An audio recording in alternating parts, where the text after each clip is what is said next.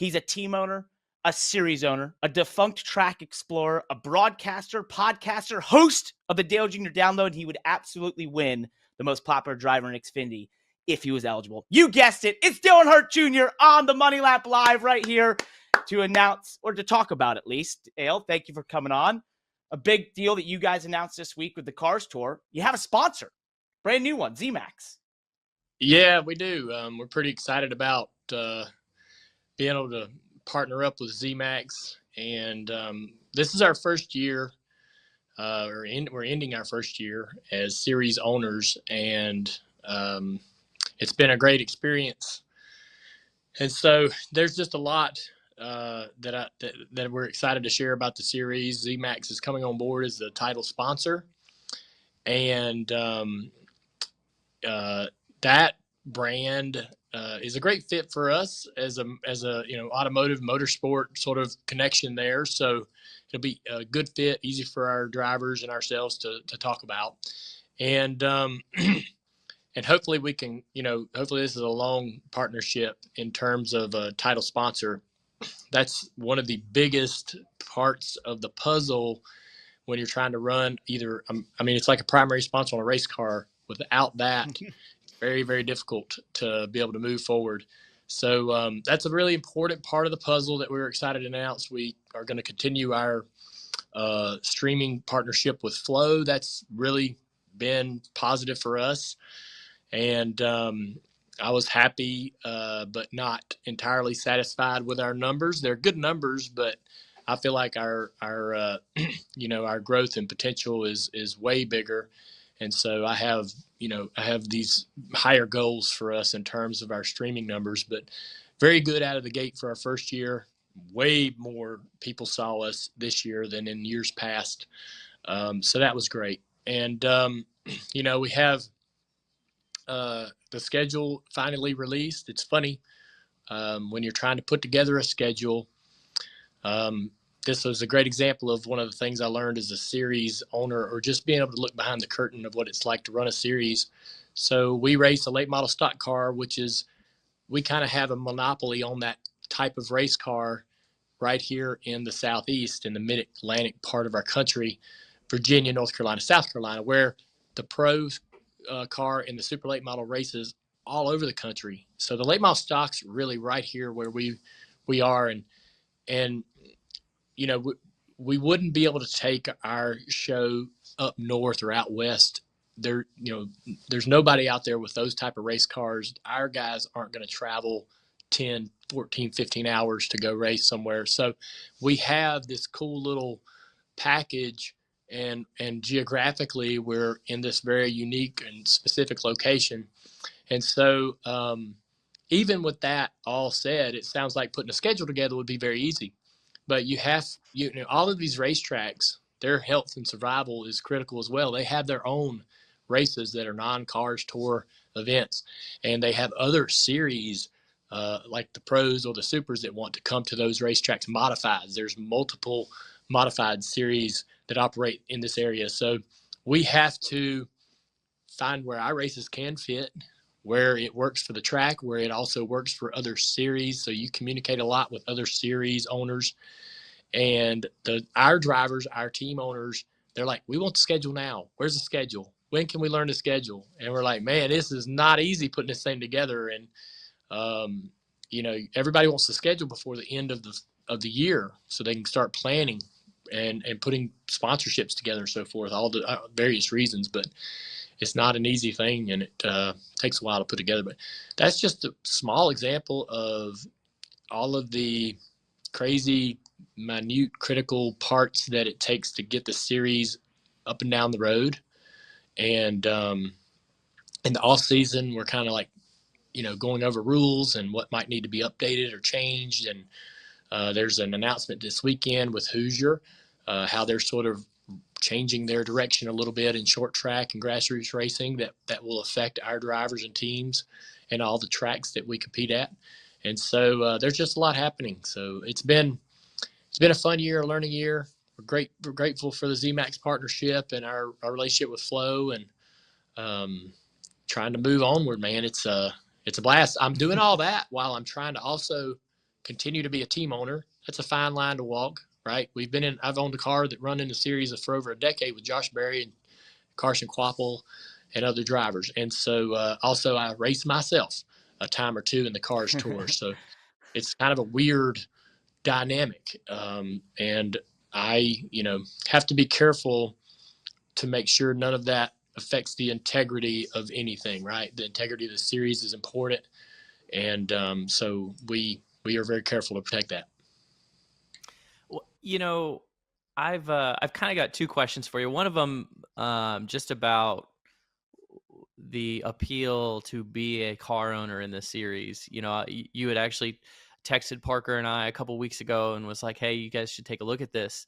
And we definitely appreciate that, because it is definitely something worth looking at to be an owner in the series. So I want to hear more about that from you, and why you think, what you think sets the Cars Tour apart, or what you're trying to accomplish for prospective drivers, family-owned teams or professional team owners to build a team there. And then also I want to hear your thoughts on being a sanctioning body, because this is more than being a promoter, right? This is more than just promoting an event. You're an actual sanctioning body here, and you're part of the motorsports pipeline in America.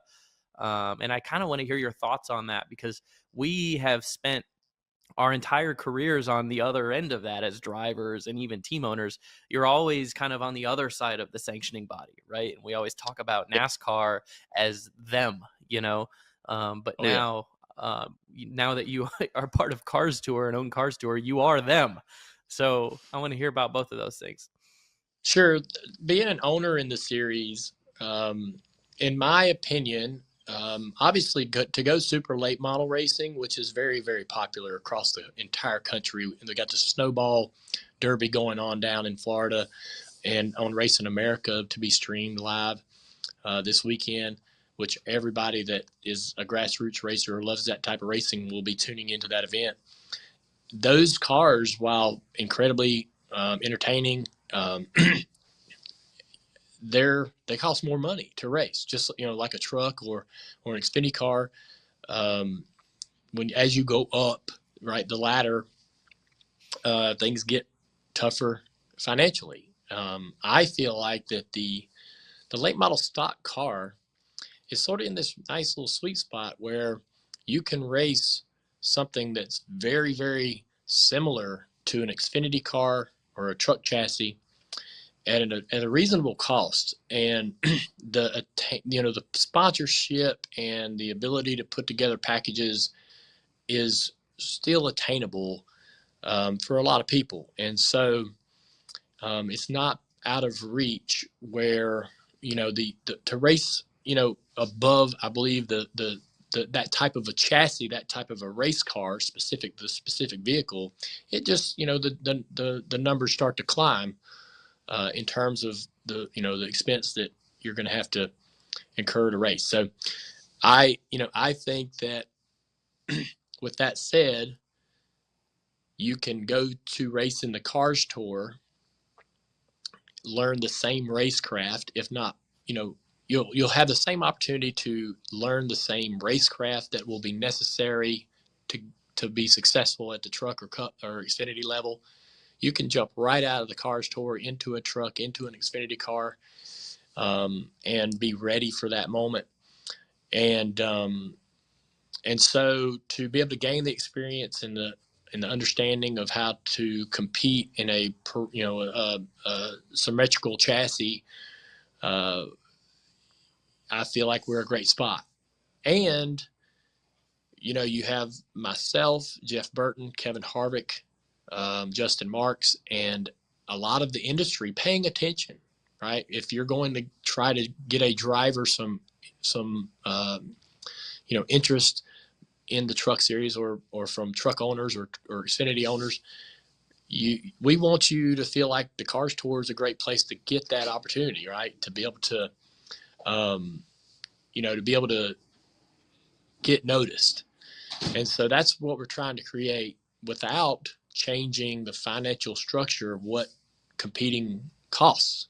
And so, that's difficult, and I'm learning that. I'm an owner in the series, so I think it gives me a great perspective of, all right, I know what it costs for my team to race. I can go to other owners and get pretty good numbers on what it's costing them to compete. And then I can also understand where I, as an owner, would love to shed cost. And I can take that put on my series owner hat and start to figure out how to make that a possibility. And, so that I think that,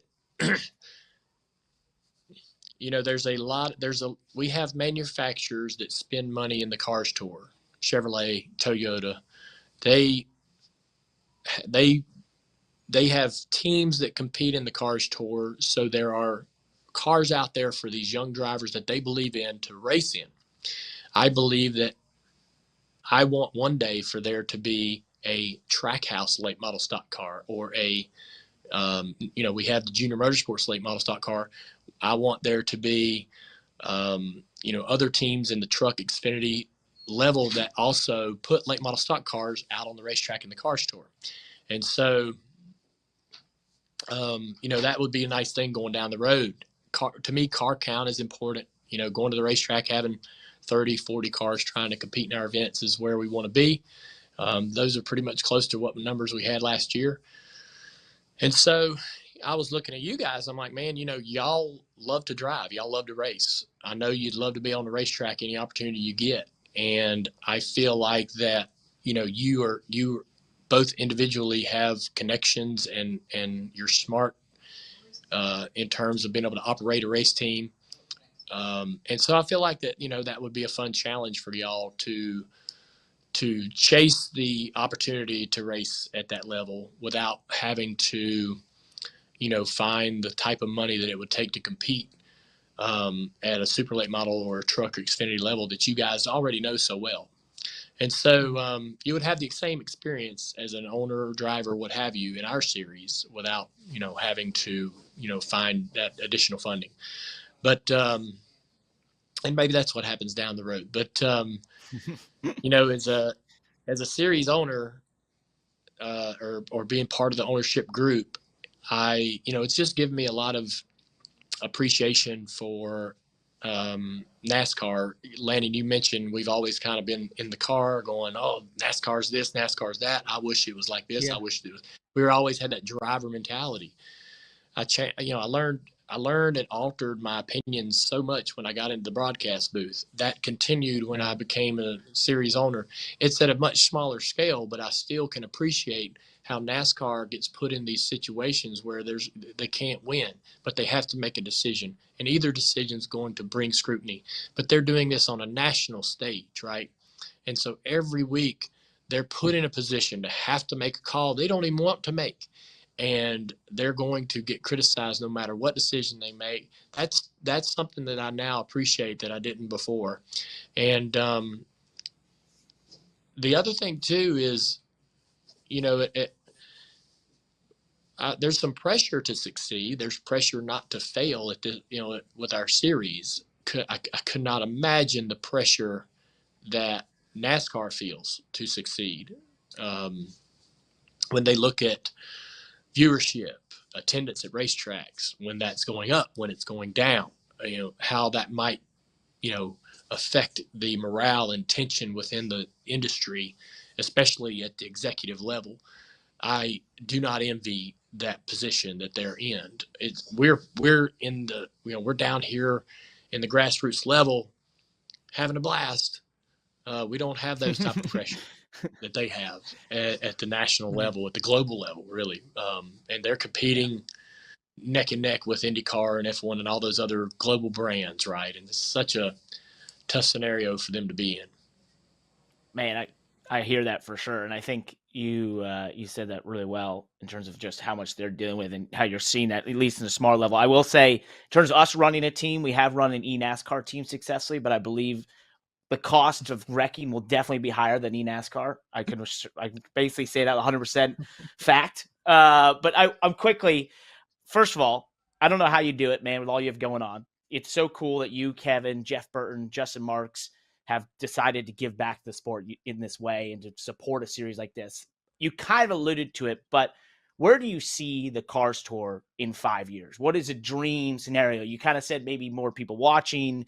You want the Cup teams or more teams involved at the NASCAR level. But like, what is Dale Jr. wakes up in 5 years and it's like, wow, this is where the Cars Tour is at. What's some metrics or some things you'd want to see that out of this series? Yeah, I think that I would love to see the car count consistently at the around the 38 to 42 number. We're not far from that, but that would mean, you know, some and you know, the commitment from some of the, you know, some of the truck series teams and some of the Xfinity series teams, for them to find value in competing in that series and having a place for their younger drivers to cultivate their racecraft. I think is there's opportunity there for some of these teams to, and it's additional exposure for some of their partners. Maybe they've got a, you know, a partner that can't be a primary on a truck or an Xfinity car, has that, you know, doesn't have that kind of a spin to make in their marketing department, but they want to be an associate on a truck or an Xfinity car, and then this late model stock car could continue to give them more exposure in our series specifically. So that would be nice, you know, to see some of them teams. And there has been, outside of junior motorsports, there has been other Xfinity teams that have brought race cars to the racetrack and competed. And so, you know, that's, I think we're starting to see, you know, some of that actually become reality. So in 5 years, it'd be nice to have the car counts continue to increase.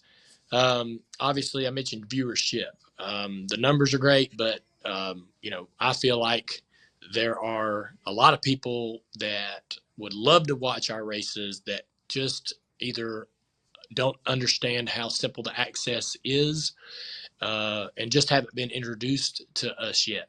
And so I think that there's totally, you know, thousands and thousands of people out there that would become regular watchers of our races once they, you know, either discover us or find that access.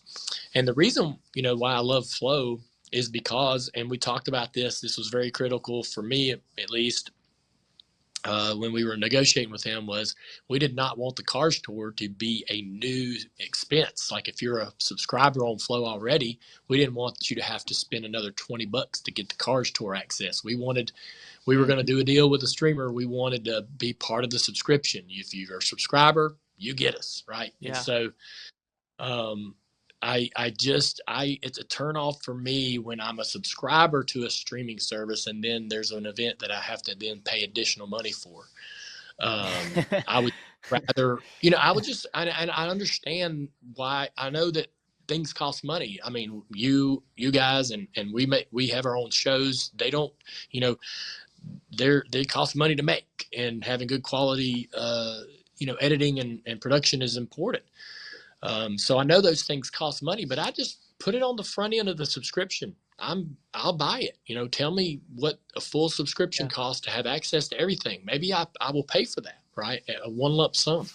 And so that's kind of where I enjoy, why I enjoy Flow, just as a personal preference. Maybe it doesn't matter to other people, but you know, I feel like too with Flow, they have racing, but everything else, like everything. I had no clue how much they have on their platform outside of motorsports, high school and college, all types of events happening every single day in any type of sports you could think of. And so the cost for the subscription to be able to access just about everything out there is pretty good. So I think it's a good value. But, you know, so I think I'll say this too. So those two things right there are probably the key for me. When I raced in the Cars Tour as an owner up until the last couple of years, when you're at the series owner at the racetrack at the event, you're looking in the grandstands and you're going, man, it's a good night. We got a lot of people, or man, it's a little thin, not a great night. What can we do with this event to make it better? You're only worried about what is happening on the property. You don't think about the streaming audience, because it was relatively small in terms of just running the business and how important it was for the series to succeed year round. We're having to shift that mentality inside our organization, inside the Cars Tour. We're having to sort of help people understand, like, I know that you want to make sure drivers' intros are robust and in person they're a great experience. And I know that you want to go through all the pre-race ceremonies, and there may be some people there that need to be acknowledged. And so that all that stuff is very critical at track, but we have to start on time. We're a TV show now. We're a streaming show that we advertised a 8 p.m. start date. We cannot start at 9:30. We cannot go green at 10 o'clock, and so that was one thing that we worked really hard on this year, is just trying, and it's not so much our own people, it's getting the tracks there too. The tracks don't care. They're making their money on the gate and all that. They don't care when this race starts. They've got the people are there, right? They've got them in the building. And so trying to get the tracks to help us move the process along. They'll have their own support series there, bandoleros, street stocks, whatever, and they want to get those guys their race in, and they'll crash and their races run long. And next thing you know, our 8 o'clock start's not happening, and we're delayed till 9. And people on Flow have no idea. Our subscribers are tuned in, and all they see is a splash page with Flow Racing on it, and this event hasn't started yet, and there's no reason why. You don't know if it's raining or what. And so, there's just a lot of things like that we got to work on and improve. And we've gotten a lot better, and we want to continue, because, like I say, that the streaming partnership is as important as the title sponsor. I mean, there's two or three cornerstone things that have to be there for this series to live. And that's our title sponsor, and our streaming partners part of that too. And people, the numbers that I want to see on our streaming platform will only get to where I believe they can go if we say, hey man, tune in at 8 and the show starts. That's what you get, right? You want to have that consistency every single week. Well, you are so right in that.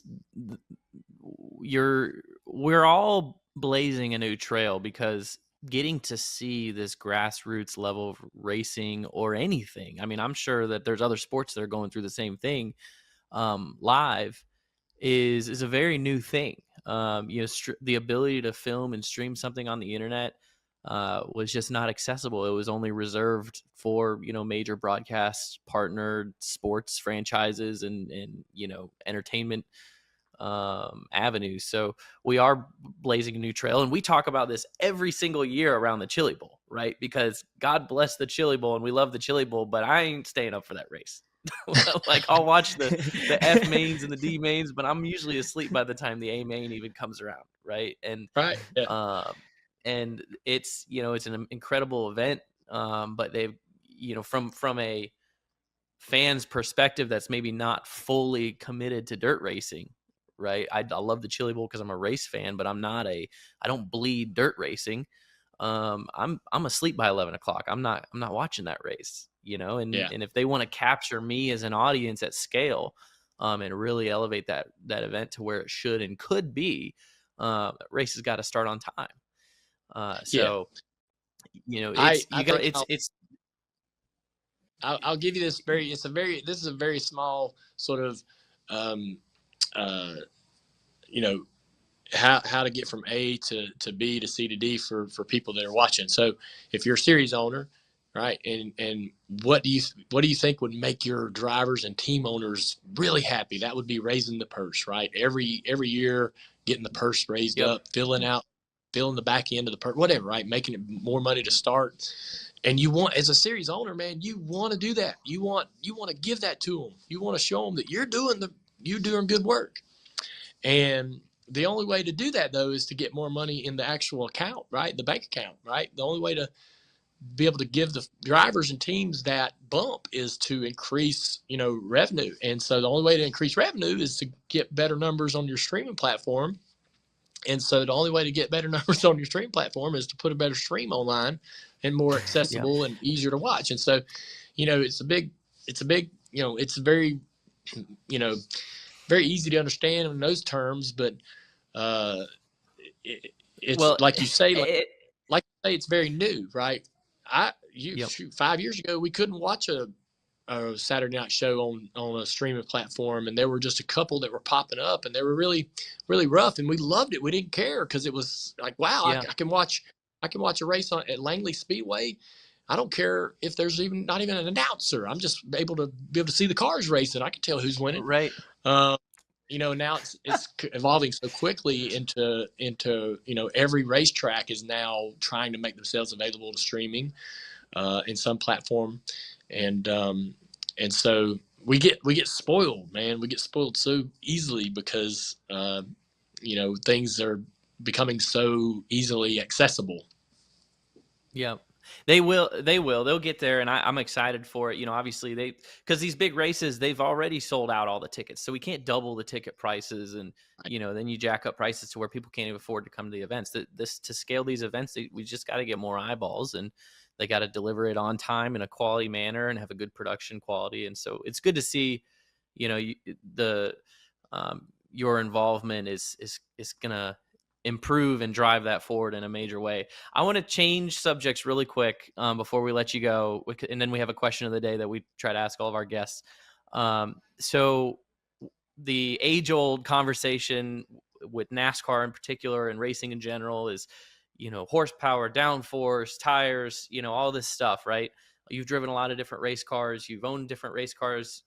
Now you're super involved in the Cars Tour, so you're really thinking about late model packages and rules packages. And then, and you're still in the broadcast booth, so you're really in tune with what's going on in NASCAR. Dale Jr., what is your ideal race car? What is the race car that you think we all should be racing? Dream one. At the cup level? I think anywhere. You're just dream car. It doesn't have to be. Don't. Doesn't need to be Cars Tour, NASCAR. You just woke up one day and you're like, this would be the coolest car for Dale Jr. Man, I mean, that's tough. I am really partial to the late model stock car that we race in the Cars Tour. I grew up racing that car in the 90s, and a version of that chassis, which is basically a Cup Busch truck chassis from probably 15 years ago. It still has a manual old school steering box with a drag link, or quick change rear end. It's very easy to work on. So easy to work on. And easy to fix. The bodies and all that stuff are pretty much, self-explanatory in terms of like, call 5-star to get you half a nose if you tore the right side off of it.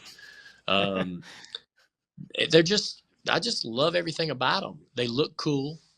And they're relatively, affordable for a hardcore serious racer.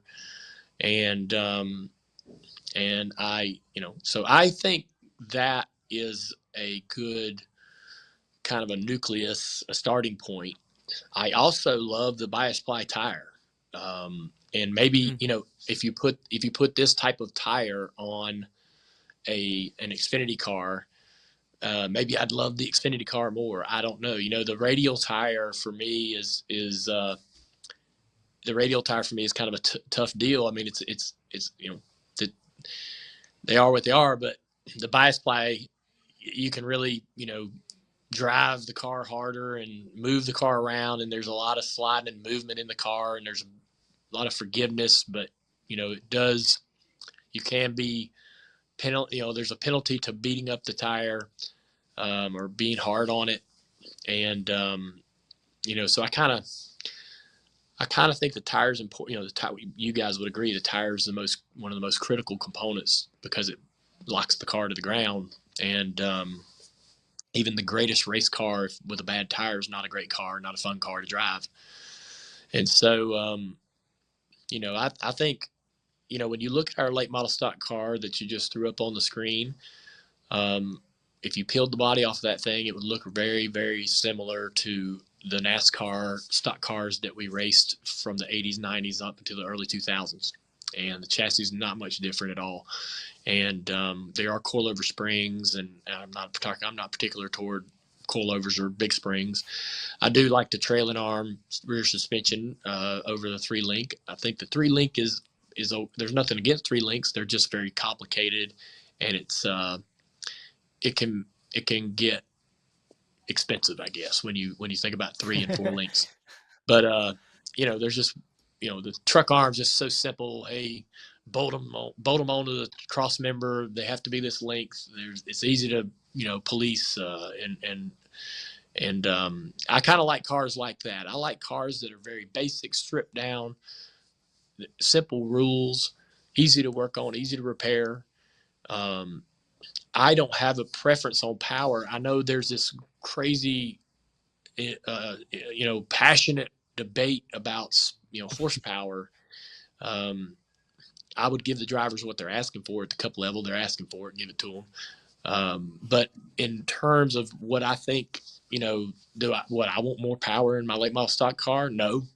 I think we have a hard time locking it down as it is. Hell, we're taking gear out. We're running crate engines that are way down on power just to be better at lap 100. We don't even need all the power that we can make. And so, for our little series, I think we're in a really, really, really good space. And honestly, that's why I still drive them. I really enjoy driving that particular race car. But so that might help you. It doesn't really answer the question specifically, but the late model stock car is a great starting point for me because of I feel very, very comfortable working on it and fixing it and getting it ready for the race. What I heard is a car that's forgiving to drive, which I think it sounds like a soft thing to say, but I think that's a legitimate thing to consider about stock car racing. Is a car that you can lean into, and it helps you lean into other cars. It helps you lean into the racetrack. It helps with close quarter racing. And if you think of the scale of tire forgiveness, you have bias ply tires over here and radial tires over here. And in the cup level, we've gone beyond radial tires, and now we have a really low profile tire, right? And honestly, we see it's really hard to lean into the racetrack, to lean into other cars. I mean, still the racing is good and is exciting. The cars perform well, and they get into each other, and the passing and the aero is not horrible in the cup level. We should put on some good racing, but there's something missing, right? And there's that character of the car, like that feel of sliding your car, and that, the workability of it is kind of missing right now in those cars. I am entertained as I can be at 1.5 miles, and even at the super speedways to a point. The super speedway racing, there's not like a perfect gen, NASCAR that, this was the best car for super speedway racing. But I really enjoy the next gen car at a lot of the racetracks we go to.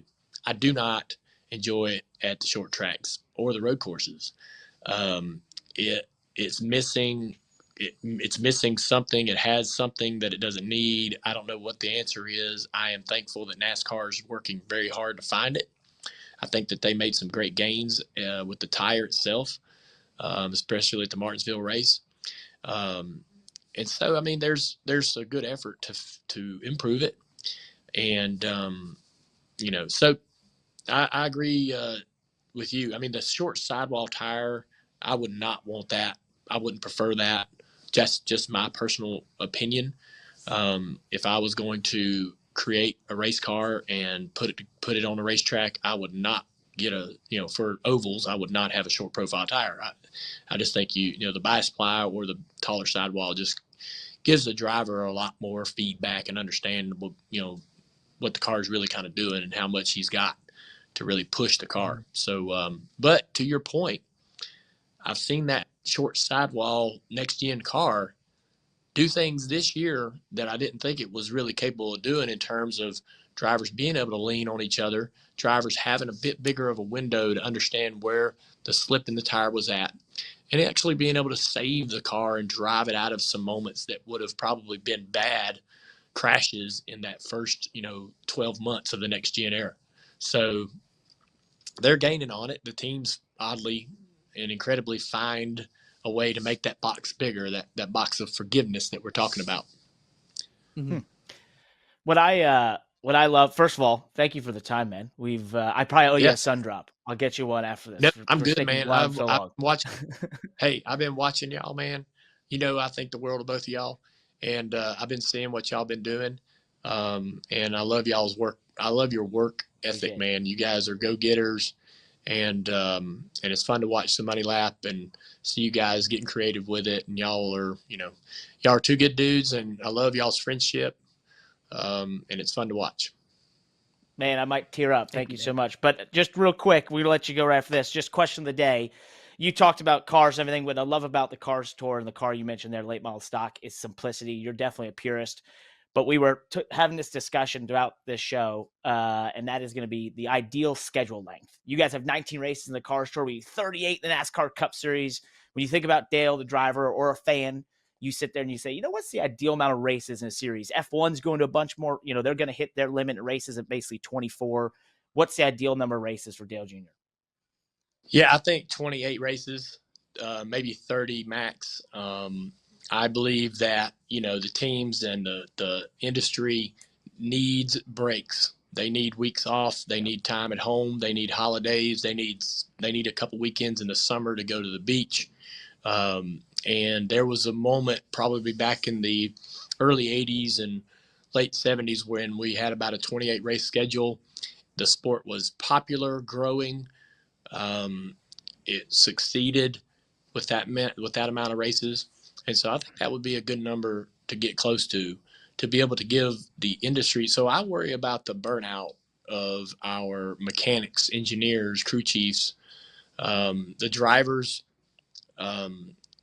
There may be some concern about burnout, but not so much. But these the workhorses that are getting these cars to the racetrack and through the race weekend are the ones that we'll hear about people like, yep, Bobby ain't coming back. He's going back to the family business up north. And you're like, he's leaving the sport entirely? I would never imagine somebody doing that, 15 years ago, 20 years ago. Like, we all were dying to get into this sport. Now people are just walking away like, I've had enough. And so I think it's the schedule, it's the week daily grind. For the mechanics and the PR people and all the industry folks, that it's a big traveling circus, right? And it's never rooted anywhere, and it never takes any time off. You're moving all the time. And so, that's kind of the reason why I think cutting back, but it's one of those things, we think we can say that's a great idea, but you can never put the toothpaste back in the tube. Things would have to be, something drastic would really have to happen for NASCAR to ever want to cut back on races. And so I don't know what that would be. I mean, the pandemic didn't do it. And the pandemic changed everything about the sport. So well, it's hard because it's hard to so talk about trying to cut back races when we get paid to race by the race that we race. So there's a bit of a conundrum. I'm not trying to oversimplify it, right? But drivers, if they had the week off, they'd go race somewhere else, right? Carl Larson would go run a dirt track somewhere, so drivers would still drive. But our mechanics, I'm sitting in looking out the window of the studio at Dirty Mo Media in the shop now, and I know there's some people that would love another weekend or two off, even into Xfinity level, which has some off weekends in it. So we see it in their faces, right? When we have our meetings at the shop, they are run into the ground in those last 10 weeks of the year. It's all they can do to keep pushing forward. Really well said, man. So awesome chatting with you. Thank you so much. Congratulations on all the success with the Cars Tour. Enjoy your off time, my man. Thanks so much for buddy. coming on Money Lap. Hope y'all had a great Thanksgiving. Happy holidays. Merry Christmas, everybody. Appreciate it, thanks, buddy. Dale. See you later. Hey there. I got a request. Can you please like, subscribe, and hit the bell icon below to be alerted to when we post all this great content? And really, it's a pact, because if you do that, then we'll keep posting great content. Also, join us on Wednesdays from 12 to 3 p.m. Eastern Time for the live show, Money Lap Live. We interview people from around the motorsports world and just talk all things motorsports. It's awesome. Join us there.